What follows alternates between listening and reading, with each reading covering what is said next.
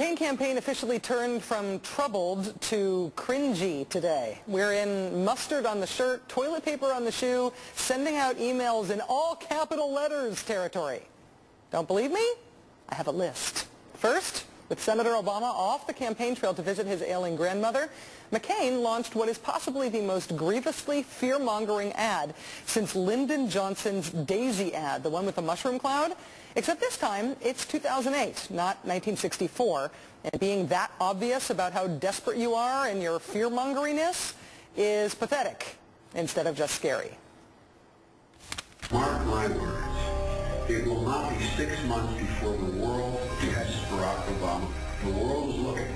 We're going to have an international crisis to test the mettle of this guy. I guarantee you it's going to happen. It doesn't have to happen. Vote McCain. Elect me or you'll die. You stay classy, Senator McCain.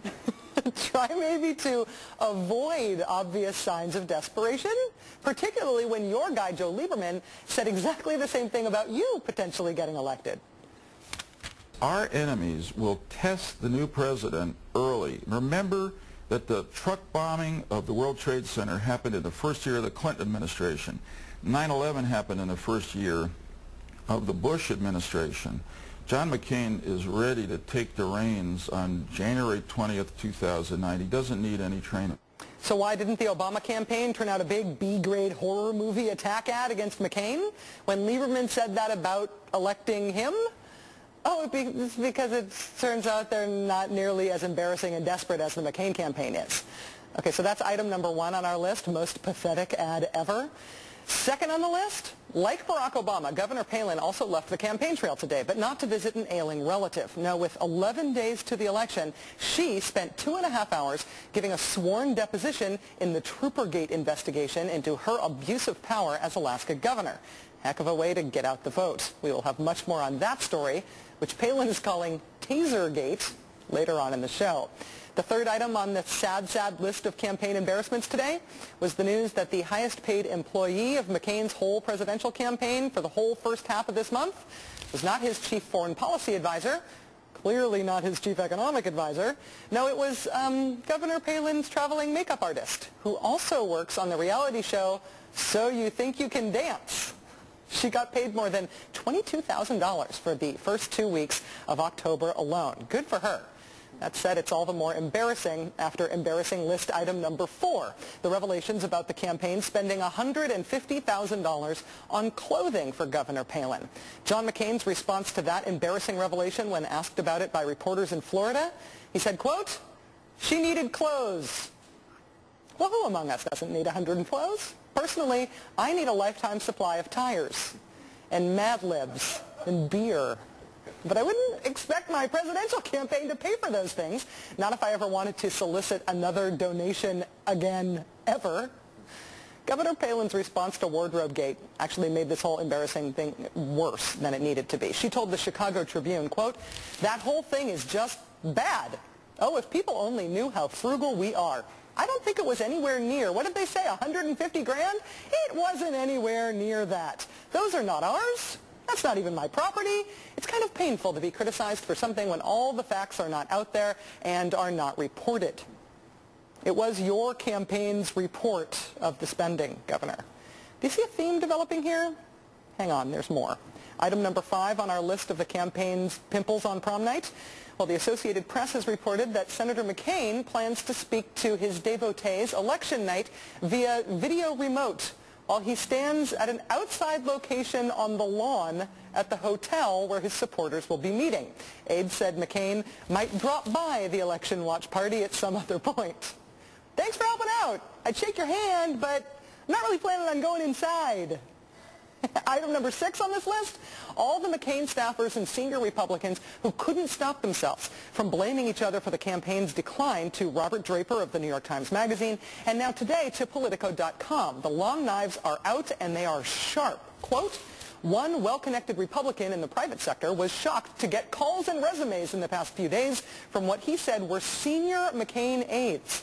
The story also quotes another nameless Republican saying, quote, The lack of discipline and ability to draft and stick to a coherent message is unreal. Another senior Republican strategist suggests that McCain should give up on himself and try to save some down-ticket Republicans in congressional races instead, like Bob Dole did in 1996. So that's kind of a bad list. It was a humiliating, embarrassing, step-on-a-dozen-banana peels day for the McCain campaign. But the coup de grace did not involve Sarah Palin's embarrassing habits or the staff's embarrassing backstabbing or the graceless fear-mongering of a new pathetic ad. The capper came courtesy of John McCain's brother, if you can believe it. Alexander 911, state your emergency. Well, it's not an emergency, but do you know why on one lane, on one side at the damn drawbridge on 95, traffic is stopped for 15 minutes, and yet traffic's coming the other way across the drawbridge? Are you calling 911 to complain about traffic? Did he really? Can an entire political campaign just crawl under a big bed and hide for a weekend? Joining us now, Marie Cox, Washington editor of what used to be Radar Magazine and the Time Magazine contributor. Marie, I'm very sorry about Radar. Do you want me to ask around here for you? Yeah, so if you could, if anyone needs a campaign reporter, I come pretty cheap. I also am looking for a job as a personal shopper, perhaps for Sarah Palin. And if you're interested, I am guaranteed seats on the McCain plane for the last week of the campaign. I understand there's some journalists that can't get on, so I'm hoping maybe Maureen Dowd or Joe Klein might be interested in taking them off my hands. I can't imagine what I could do to help more than what we just did right here, but if anything else occurs to you, I hope you'll let me know. All right. I will. So the Politico.com article about the Republicans blaming each other cites, and I quote, self-serving leaks, an epidemic of incontinence on McCain's own team. I mean, aside from how embarrassing it is to read the word incontinence in political news, is all and this... especially concerning John McCain. It's okay, Rachel. You can go ahead and... you were going to go there. I know. I just did it in my head. I'll let you do it out loud. Is all of this stuff, all this embarrassing stuff, happening all at once just as a coincidence, or is something new happening? Well, I think it's something you see in every campaign, really, especially losing ones. I don't know if you're paying close attention to the Hillary campaign, but towards the end it became a lot like this as well. And I think, to be fair, it's a very human, kind of reaction, and there is really no other kind of leak than a self-serving one, unless you're talking about the other kinds of leaks that we're only alluding to. But pretty much anyone who talks to a reporter is doing it out of their own self-interest. And when a campaign is going badly, yeah, you're going to talk to a reporter and tell them bad things about the other people in the campaign and try to make it look as though you're not a part of it. If things are going well in a campaign, well, you don't really talk that much. And that's what you see with the Obama campaign. They get a lot of credit for being very disciplined, and they are very disciplined, but also they don't have anything to talk about. What are they going to tell me when things are going well? You don't go around to reporters and sort of tell everyone, well, it's going great, and are you going to write that? I mean, it just doesn't work that way. Does that mean that when people are talking to reporters, they're essentially trying to cast the blame on somebody else so that when the history of what went wrong in the campaign is written, they don't get cast as the bad guy so they can get another job someday? Again, I think that's kind of human, that's sort of, human nature. I think if you're asking me about why Radar went down, I don't think I'd tell you it was my fault. I didn't even turn in a expense report yet. I actually think that on the McCain campaign, there are a lot of people there that are still very true believers and still really are holding out hope for their guy to win. I think it's not exactly fair to paint the entire campaign as sort of like desperate and cleaving to sort of whatever bits of reality make them look the best. I think that, we have to remember, as sort of as sad and funny as that list that you read off was, this is still a presidential election, and there are people with very serious beliefs and have some, very serious issues in mind when they're looking at these decisions that we're making about the president. And there are people who still have made up their mind. I mean, I know that's hard for us to believe, but there are people who are still making up their mind. And I think there are people in the McCain campaign and on the Obama campaign who are trying to make a pretty serious case to those people. Do you think that Senator McCain recognizes risk here, that these seemingly small, embarrassing stories and the leaks and the way the campaign is conducting itself, even when they have good moments? I mean, they had a good moment today in Denver. The Denver Post writing very positively about that rally today, 4,000 people there, a lot of enthusiasm. They are having some good moments, but it is undercut, especially symbolically, by all these little things. I mean, he could sort of step in and say, stop leaking or I'm going to fire you, and sort of take the reins, couldn't he?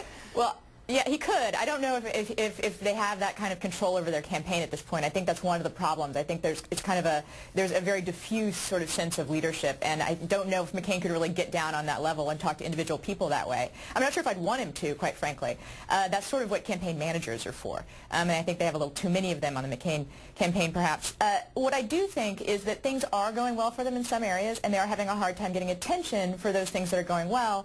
And I think that has to do with the fact that, basically all journalists are frustrated novelists, and a lot of these mistakes that you're pointing out are things that have this great literary quality to them. They're sort of symbolic of something larger that's wrong with the campaign, or they give a little flash of poetry to what is otherwise a kind of clumsy narrative, or clumsy campaign, as the case may be. And I think that it's really hard as a journalist to not seize upon those moments.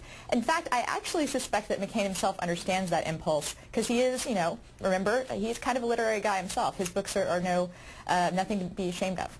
Or, in fact, they're quite good. I should and he knows something. Praiseworthy than that. He knows something about the press and what makes a good story. He was certainly good at keeping the press on his side for a very long time. That's right. That's right. He's a master storyteller, just hasn't told his own story that well this time around.